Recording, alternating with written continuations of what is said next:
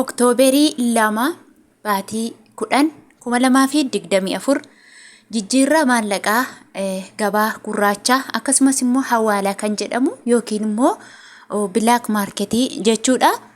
Biyyoota guyyaa har'aa ani isinii qabadheen dhufe biyyoota isin keessa jirtan ilaallachuu akka dandeessan biyyoota of keessatti ilaaltan jechuudha. Kanneen akka Saudi Arabiyaa, Dubai Dirham, Kuwait Dinar, Bahrain Dinar, Jordan Dinar, Qatar Riyal, Oman Riyal, Sweden Kron, Pound Sterling, China Yuan, Australia Dollar, Canada Dollar, Swiss Franc, Euro, America Dollar, Egyptian Pound, Yemeni Riyal. Biyyoota kana kan isinii qabadhee dhufe isiniin jechuun barbaada. Hordoftootaaf jaallatamtoota kabajamtoota maamiloota kiyya nagaa fi araarri jaalalli waaqayyoo isiniif haa baay'atu. Akkasumallee obboloota koo amantaa biraa taatan nagaan isiniif haa ta'u isiniin jechuun jaalladha. Egaa warri mana koof haaraa taatan har'areef gara chaanaala kiyyatti dhuftan like, share, subscribe gochuun gara maatii kootti dabalama. Akkasuma immoo maatiiwwan kiyyaa na jajjabeessaa jirtan like gochuudhaan, share, subscribe gochuudhaan na wajjiniin dhaabbachaa jirtan eebbifamaa harki keessan fayyaa argatu. Naaf jiraadha, baay'ee sin jaaladha, baay'ee sin kabaja. Obboleewwan kiyya dhugaa dubbachuuf baay'ee komentii hedduudhaan na jajjabeessitu. Laayikiin keessanis baay'ee hamilee naa laata. Haala mijataa fi mijataan taane keessa dhaabbadhe akka yeroo hundumaa viidiyoo hojjedhu na gargaartu jechuudha. Egaa fedha waaqayyaa ta'e immoo guyyaa bara waaqayyo nu fide mana namaa keessaa baane akka barbaanne dubbanne yeroo barbaannetti yeroo gaaffii wal gaafannetti walii deebisna. Ammaaf egaa yaa'u haaluma danda'ame akkaataama danda'ameen ergaa jiru yaada jiru wal biraan geessifna isiniin jedha. Egaa guyyaa har'aa jechuudha sharafni ol ka'uu argisiisa isa kaleessaarra jechuudha. Biyyoonni ol daddabalaniiran hundi isaaniitillee ol daddabalanii jiru jechuudha. Isa kaleessaarra kaan saantibaa, kaan birrii tokko, kaan birrii lama dabalanii jiru jechuudha. Fakkeenyaaf Ameerikaa doolaarraa isinii ka'a. Ameerikaan doolaarri tokko guyyaa har'aa karaa gabaa gurraachaa isinii himaan jira. 134.64 oolee jira. Isa kaleessaarra birrii lama dabale jechuudha takkaatiin. Innaa kanaaf yeroo hundumaa namoonni baay'een har'a maallaqni sharafni gadi bu'e jettanii hamilee osoo hin kutiin eeggachuu qabdu. Guyyaa eeggattanii gaafa sharafa eeggattan ilaallattu jechuudha. Akkasumallee inni itti aanu yuuroodha. Yuuroon tokko guyyaa har'aa 149.10 oolee jira. Inni itti aanu Swiss Frankidha. Swiss Frankiin tokko guyyaa har'aa 159.0 yookiin duwwaa jechuudha. Kanatti aansuun Kanaadaa doolaaridha. Kanaadaa doolaarri tokko 99.95 jechuudha. Guyyaa har'aa birrii tokkoo fi saantima muraasa ol dabaleetiin jira jechuudha. Isa kaleessa fakkeenyaaf 98 ture. Akkasumallee Awustiraaliyaa doolaarri tokko guyyaa har'aa 93.6 jechuudha. Kaleessa fakkeenya 92 ture. Akkasumallee China Yuan tokko guyyaa har'aa 19.16 oolee jira. Innillee gara saantima 90 akkas dabalee jira jechuudha. Inni itti aanu Pound Sterlingidha. Pound Sterlingiin tokko 178.85 oolee jira. Akkanuma Sweden Kronidha. Sweden Kroniin tokko 13.13 oolee jira. Akkanuma inni itti aanu Oman Riyaalidha.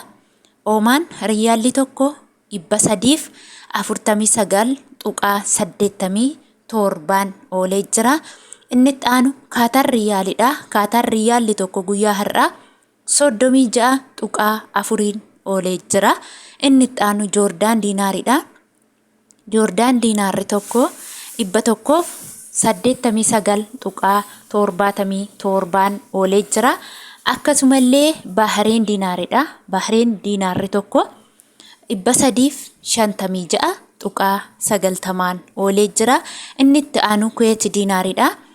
Kuwait gadi qannasaa adeema yeroo hundumaa jechuudha. Maaliif akka ta'e hin beeku. 42 ture garuu kaleessarra immoo har'a ol bayyanateera jechuudha. Kanaaf ija koorraa kaaseeraan kuyeetirraa eengadda iji kiyya waan irra bu'e natti fakkaata gaafa 443 irra ga'e sana jechuudha.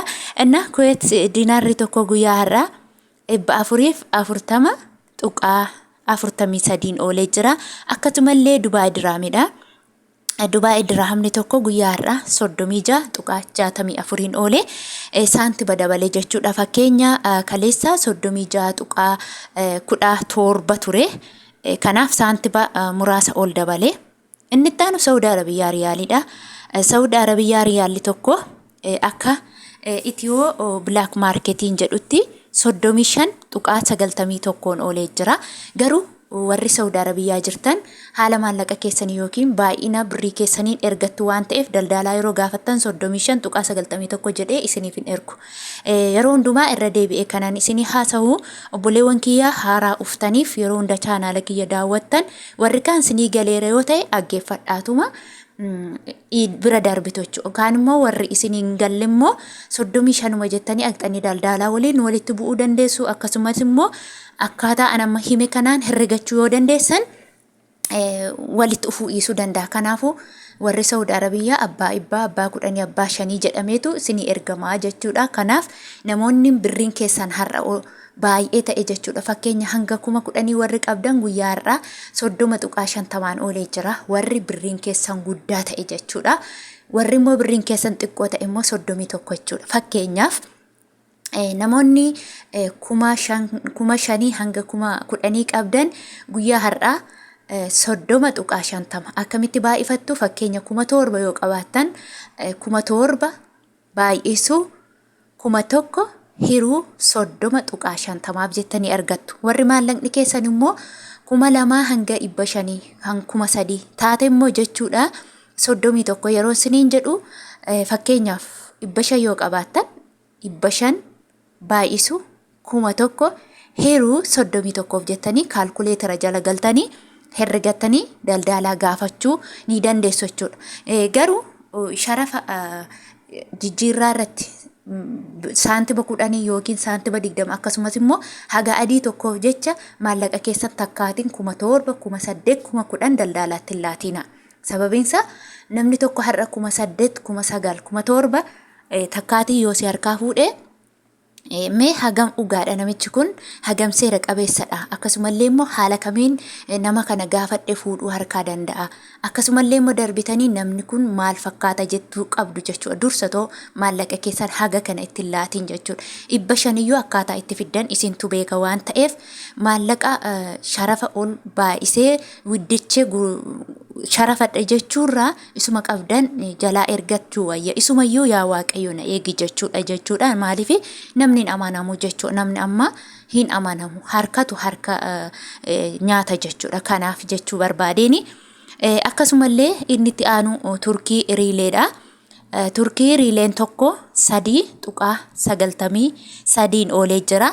Inni itti aanu Egyptian poundiin tokko 2 tuqaa 31 oolee jira. Inni itti aanu Yemen riyaalidha. Yemen riyaalli tokko 0 tuqaa 53 oolee jira. Egaa hordoftootaaf jaallatamtoota kabajamtoota kiyya warri viidiyoon kiyya isinitti tole laayikii fi sheerii naa gochuu hin dagatiina. Viidiyoo yeroo hundumaa isiniif nan hojjedha guyya guyyaanii. Bakka haala kam keessa waan jiraadhe guyyaa tokkotti si'a takka isiniif nan gadhiisa. Isin immoo laayik gochuun na jajjabeessaa isiniin jedha. Hanga turtii biraan walitti deebinutti turtii gaarii isiniif haa ta'u. Isiniin jaaladha, isiniin kabaja, naaf jiraadha, naaf eebbifama. Turtii gaarii.